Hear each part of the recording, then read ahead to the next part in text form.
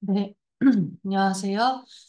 이번 차시에서는 C 프로그래밍 심화 수업을 위해서 배열에 대해서 강의를 준비해 보았습니다.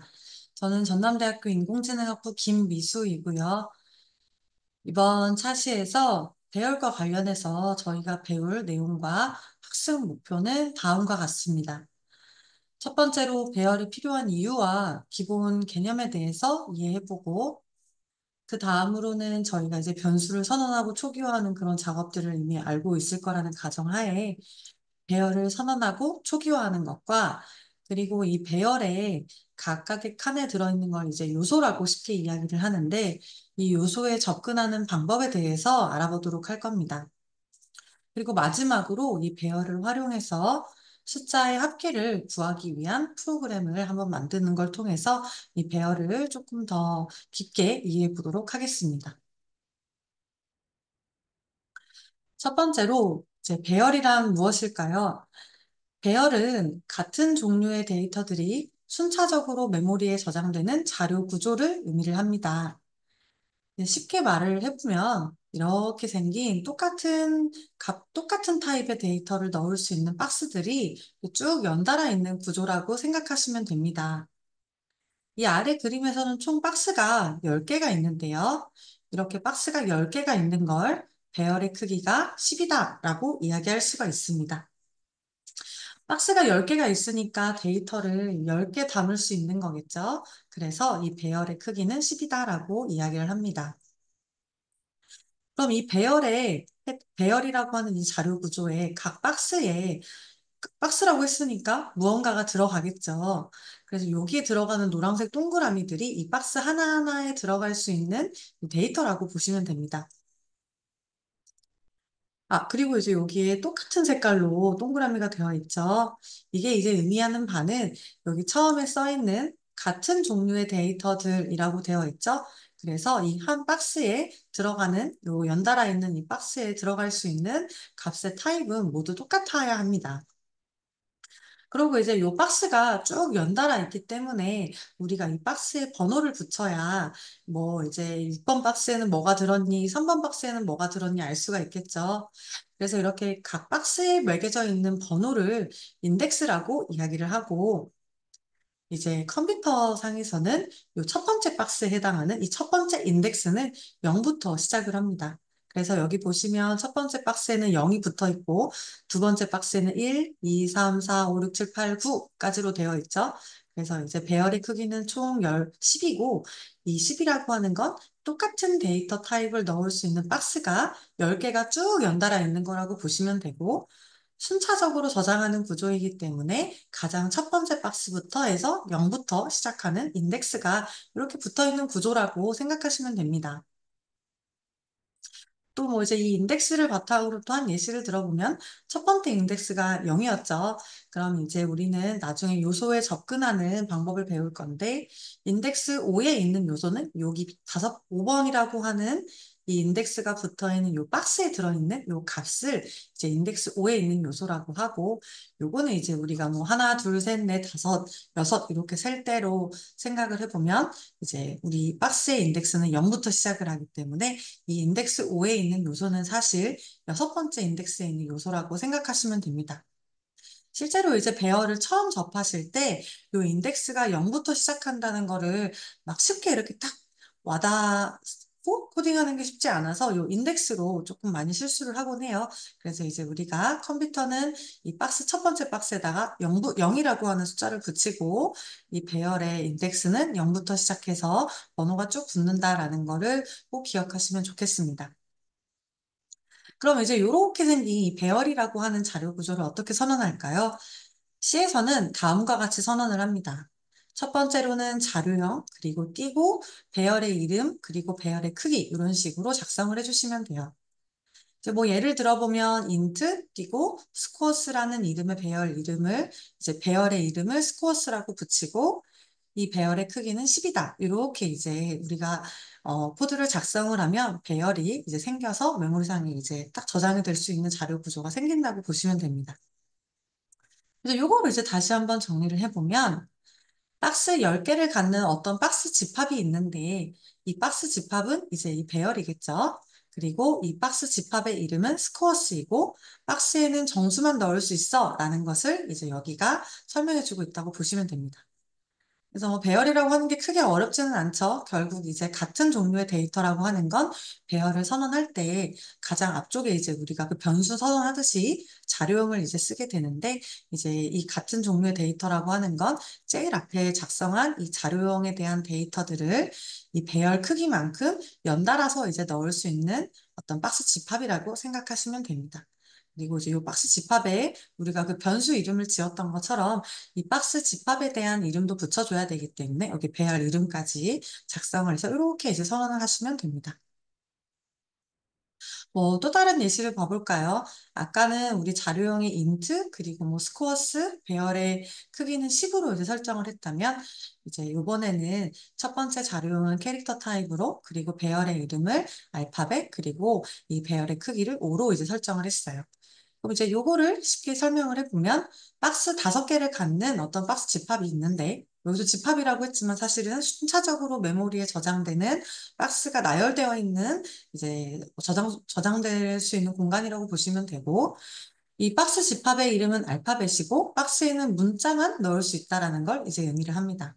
그래서 뭐 아까랑 마찬가지로 이렇게 0부터 시작하는 박스가 연달아서 있는 거고 박스가 5개가 있으니까 배열의 크기는 5이고 그리고 우리 캐릭터 타입만 넣을 수 있다고 선언했으니까 이렇게 파란색에 해당하는 그러니까 캐릭터에 해당하는 값만 넣을 수 있도록 이런 배열이 선언이 될 수 있습니다. 그러면 이런 이제 배열이라고 하는 게 왜 필요할까요? 우리가 이제 뭐 좀 쉬운 예시를 한번 들어볼게요. 만약에 우리가 이제 100명의 학생들에 대한 점수를 어떤 공간에 저장을 하고 싶어요. 변수에 저장을 하고 싶다고 하면 가장 쉽게 할 수 있는 방법은 우리 변수 선언하듯이 int 타입에 이제 점수를 저장하려고 하니까 스튜던트 1에 대한 어떤 변수, 그리고 스튜던트 2 변수, 스튜던트 3 해가지고 쭉 100개를 만들면 되겠죠. 근데 이렇게만 봐도 우리는 좀 비효율적이라는 걸 직관적으로 알 수 있어요. 이제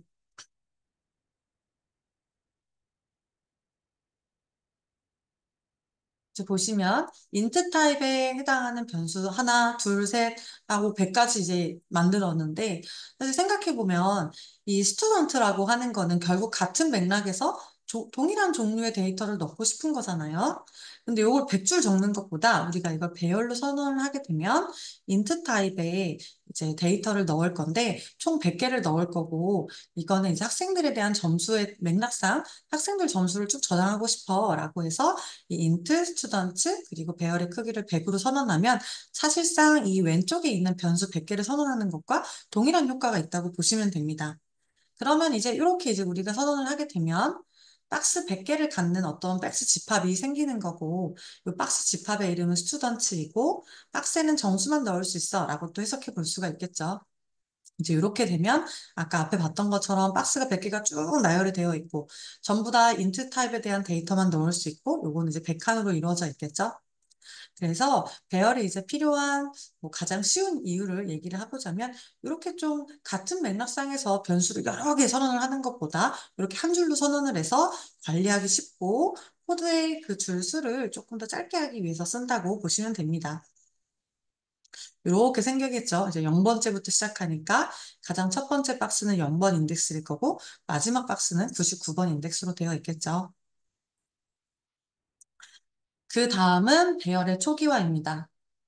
배열의 초기화라고 하는 건 이제 우리가 초기화에 대해서 이미 알고 계시겠죠? 마찬가지로 배열의 선언과 동시에 이 배열의 각 요소에다가 값을 할당하는 과정입니다. 그러니까 결국 아까는 우리가 박스 집합을 쭉 그냥 만들어서 뭔가를 넣을 수 있는 공간을 생성했다면 배열의 초기화라고 하는 건 요거를 이제 공간을 만듦과 동시에 값을 직접 넣어주겠다라는 걸 얘기를 하는 거예요. 초기화하는 방법은 우리가 변수를 초기화하는 것과 마찬가지로 요 는이라고 하는 이제 연산자를 써주시면 됩니다. 그래서 자료형, 띄고 배열 이름, 그리고 배열 크기는, 그리고 이 중괄호를 바탕으로 0번째 인덱스에 들어갈 값, 첫 번째 인덱스에 들어갈 값, 그리고 마지막 인덱스에 해당하는 박스에 들어갈 값을 이렇게 쉼표 기준으로 작성해 주시면 됩니다. 뭐 이제 예를 들어 보면 이제 인트 타입으로 5칸짜리 박스를 만들 거고 이 배열의 이름을 세일즈라고 준다고 하면 이렇게만 왼쪽 것만 하면 1,000원이겠죠.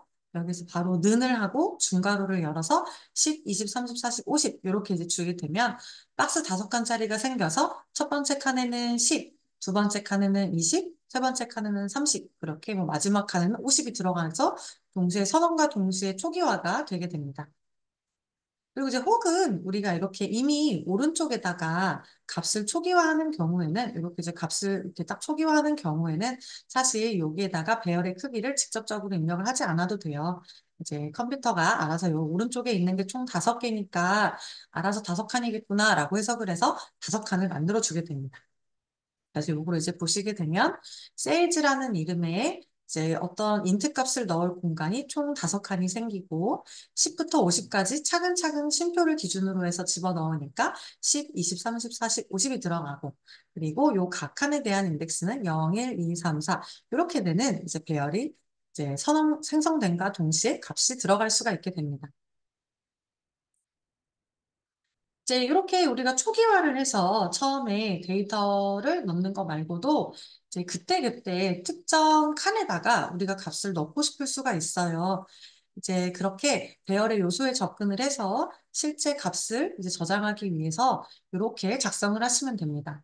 배열 이름 그리고 어떤 값을 넣기 위한 인덱스를 요 대괄호 안에다 넣으시고 그리고 는 한 다음에 값을 입력하시면 요 인덱스에 해당하는 박스에 요 오른쪽에 있는 값이 들어갈 수가 있게 됩니다. 이제 예를 들어서 우리가 처음에 세일즈라고 하는 이름의 5칸짜리 배열을 선언만 했어요. 그럼 이렇게 빈 공간이 되어 있겠죠. 이렇게 빈 공간이 이제 생겼는데 지금 내가 이 3번 인덱스, 그러니까 네 번째에 요 칸에다가 숫자 4를 넣고 싶다면 이렇게 세일즈 그리고 3은 4라고 입력을 해주시면 됩니다. 그러면 요 3번 인덱스 칸에 이렇게 4가 저장이 될 수 있어요. 마찬가지로 이제 여기 아까 1번 인덱스에 해당하는 여기에다가 2를 넣게 되면 이렇게 2가 들어갈 수가 있게 됩니다. 이런 식으로 처음에 초기화를 통해서 각 칸의 값을 넣는 것뿐만 아니라 이렇게 인덱스를 통해서 값을 저장할 수도 있어요. 그리고 이 빈칸에는 우리가 뭐가 들어있을지 잘 모르죠. 빈칸에는 우리가 선언만 해놓고 특정 값을 입력하지 않으면 쓰레기 값이라고 하는 게 들어있습니다. 그러니까 이제 컴퓨터가 이 값을 저장하기 위한 공간을 만들어는 놨지만 실제로 아무것도 들어있지 않잖아요. 그렇기 때문에 여기 안에는 실제로 이제 쓰레기 값이라고 하는 아무 의미 없는 값들이 들어가 있다고 알고 계시면 되겠습니다. 그럼 값을 변경하는 방법은 뭐일까요? 아까는 이렇게 칸에다가 값을 저장했다고 하면 값을 변경하는 방법도 마찬가지입니다. 사실 값을 저장하는 거는 3번 인덱스에 4를 넣어줘나 값을 변경할 때 3번 인덱스에 4를 넣어줘나 똑같겠죠? 그래서 똑같다고 보시면 돼요. 이제 만약에 세일즈라는 이름에 5칸짜리 배열이 있고 우리가 초기화를 통해서 혹은 뭐 아까 값을 저장하는 방법을 통해서 한 칸 한 칸에다가 이렇게 10, 20, 30, 40, 50을 저장을 했다고 해볼게요. 근데 이제 뭐 어떠한 이유로 내가 이 3번 인덱스에 해당하는 이 40이라는 숫자를 4로 바꾸고 싶다고 하면 아까 저장했던 거랑 마찬가지로 세일즈 3은 4다 이렇게 이제 입력을 하면 이 3번 인덱스에 있는 값이 40에서 4로 바뀔 수가 있게 됩니다. 마찬가지로 이 20이 들어있는 1번 인덱스에 있는 칸에 있는 값을 2로 바꾸고 싶다고 하면 sales 1은 2 이렇게 입력을 하면 20이 들어있던 이제 칸에 2로 바뀌어서 값이 변경이 될 수가 있습니다. 그래서 값을 저장하는 거나 변경하는 거나 코드는 같다고 보시면 돼요. 그 다음은 이제 값에 접근하는 방법입니다. 우리가 이제 아까 같은 경우는 값을 한 칸 한 칸에 저장을 했죠. 근데 상황에 따라서 여기에 저장되어 있는 값을 가지고 오고 싶거나 혹은 뭐 출력하고 싶을 수가 있어요. 이런 거를 이제 접근한다라고 표현할 수가 있습니다. 접근하는 방법은 우리가 값을 저장하고 변경했던 거랑 유사하게 배열 이름 그리고 내가 가지고 오고 싶은 이 요소의 인덱스를 입력을 해주시면 됩니다. 뭐 이제 아까 이어서 예시로 들어보면 5칸짜리 세일즈라고 하는 배열 이름을 가진 이 배열에 10부터 50까지 저장이 되어 있다고 하면 첫 번째로 이 세일즈 3이라고 하는 숫자를 출력하겠다라고 하는 이 프린트 F문을 작성을 하게 되면 이 3번 인덱스에 있는 40이 이제 가지고 와져서 출력이 되게 됩니다. 어렵지 않죠? 아까 변경한 거랑 마찬가지예요. 세일즈 3을 지금 숫자 출력을 하겠다고 했으니까 요 아래쪽에 있는 3번 인덱스에 있는 얘가 결국 이렇게 해서 출력이 되겠죠.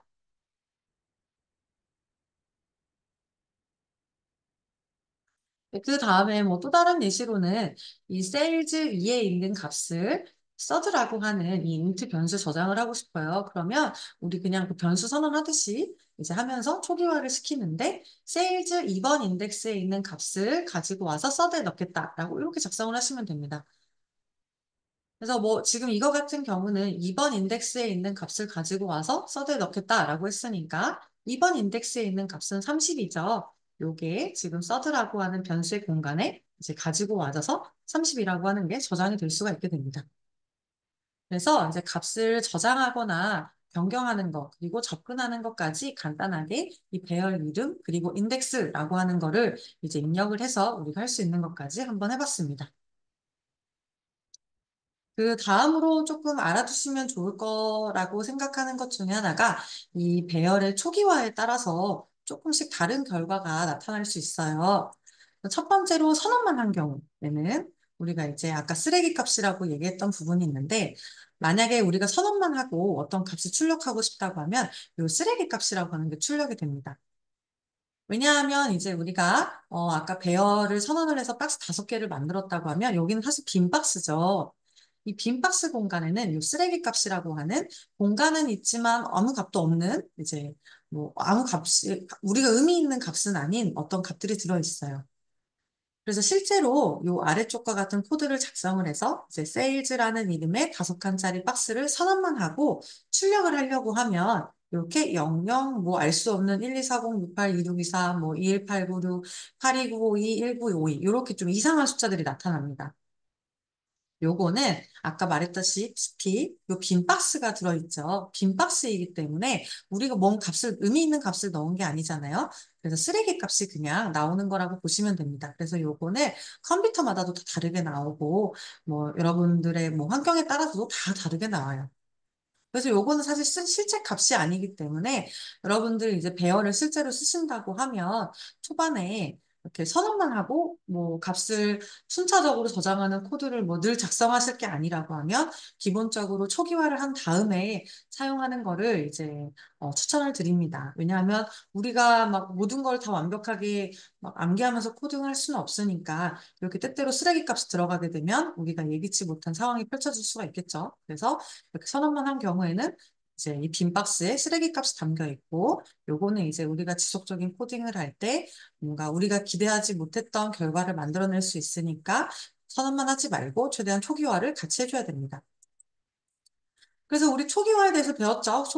초기화를 하게 되면 박스의 값이 실제로 들어있고 잘 출력이 되겠죠. 이제 이 왼쪽처럼 우리가 코드를 작성해 볼 수가 있어요. 세일즈라는 이름의 5칸짜리 박스에다가 10부터 50까지 넣었고 요거를 이제 포문을 통해서 한 칸 한 칸씩 접근해서 값을 가지고 오고 있죠. 세일즈 I. 그러니까 I는 0부터 5 미만이니까 0, 1, 2, 3, 4까지 돌 거고 그래서 0번째 인덱스에 있는 10, 1번째 인덱스에 있는 20, 그리고 뭐 마지막 4번 인덱스에 있는 50까지 쓰레기 값이 아닌 올바른 값이 출력되는 걸 볼 수가 있습니다. 이렇게 초기화를 잘 해서 잘 출력할 수가 있죠.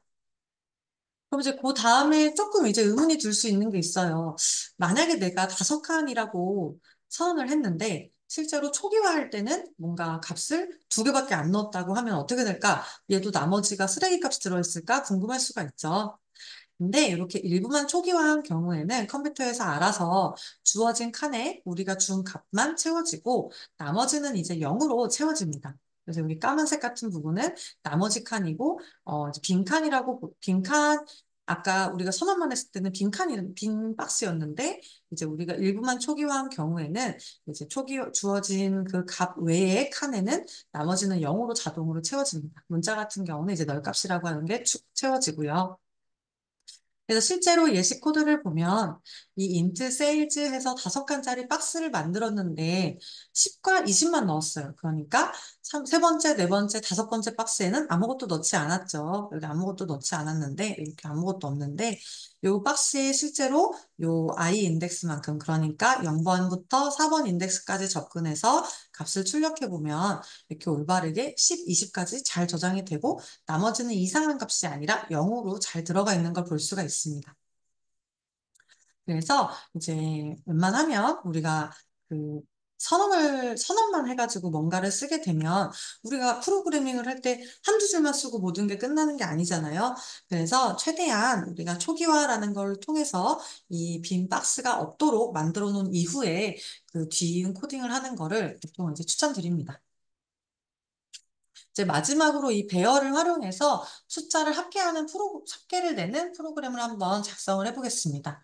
이제 우리가 사용자한테 정수 5개를 입력을 받고, 이거를 이제 배열에 한 칸 한 칸 저장을 하고, 배열에 저장된 값을 모두 저장된 값들을 가지고 와서 이제 모두 더한 값을 출력하는 이런 프로그램을 한번 만들어 볼 거예요. 보면 우리 배운 게 다 나오겠죠.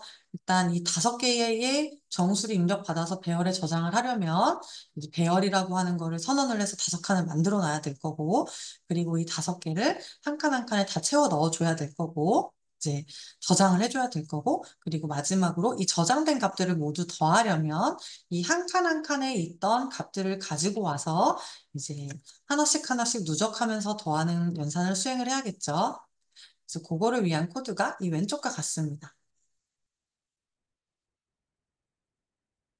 이제 보시면 첫 번째로는 이제 우리가 이 넘버스라고 하는 이름의 5칸짜리 배열을 만들었어요. 근데 이제 아까 제가 방금 이전 페이지에서 말씀드렸던 것처럼 배열은 일단 최대한 초기화를 해놓는 게, 이제 나중에 뭔가 쓰레기 값이 뭐 들어가 있어서 좀 나중에 코딩을 하다가 의도치 않은 상황을 조금 막을 수 있다고 말씀을 드렸죠. 근데 뭐 요거는 상황에 따라 좀 다른 거긴 하지만, 이제 쓰레기 값의 위험을 줄이려면 일단 초기화를 하는 게 가장 좋습니다.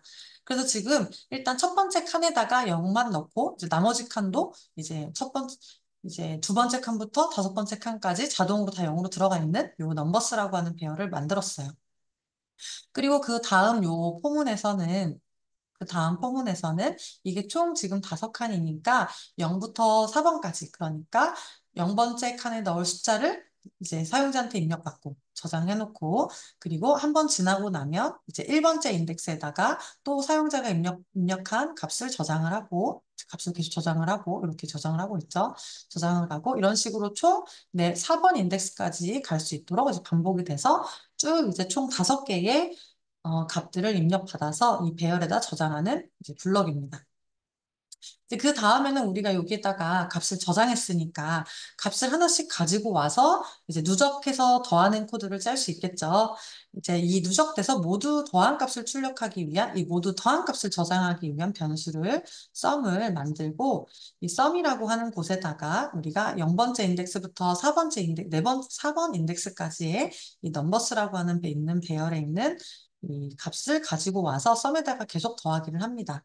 그러면 아까 사용자가 입력한 0번 인덱스에 있던 값이 이 썸에 더해지고, 그 다음에는 1번 인덱스에 사용자가 입력했던 값이 다시 이제 0번 인덱스에 있던 값이랑 더해졌던 거랑 1번 인덱스에 있던 이제 값이 더해지고, 마찬가지로 이제 쭉쭉쭉 하게 되면 3번 인덱스까지 있었던 값들이 썸에다 지금 계속 누적되고 있으니까 마지막에 4번 인덱스에 있던 값이랑 이제 0번부터 3번까지 있었던 값이 누적된 이 썸이 합쳐지면서 5개의 값들이 모두 더해진 게 이 썸에 저장이 되어 있겠죠? 이게 끝나고 나면 이렇게 출력하는 코드입니다. 그래서 실제 결과를 보면 이렇게 이제 나올 수가 있어요.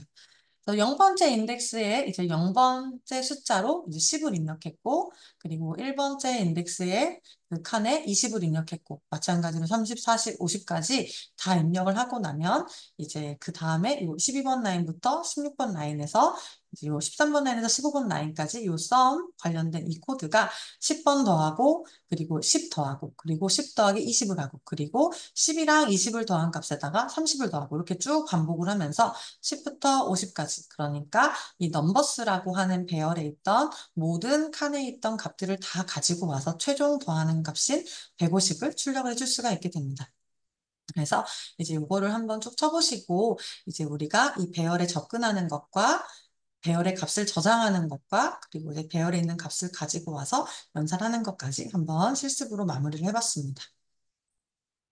이제 이번 차시에서 배운 내용을 정리하면 다음과 같습니다. 배열이라고 하는 건 같은 종류의 데이터들이 이제 순차적으로 메모리에 저장되는 자료 구조이고요. 이 배열을 선언하기 위해서는 이제 같은 종류의 데이터라고 했으니까 이 종류라고 하는 걸 이제 표현할 수 있는 이 자료형, 그리고 띄고 이 배열의 이름, 그리고 배열의 크기, 이런 식으로 이제 선언을 하시면 되고, 그리고 배열의 초기화 같은 경우는 이 뒤에다가 는을 붙인 다음에 중괄호 하고 값을 이제 여기 쉼표를 기준으로 해서 구분해서 입력을 하시면 됩니다.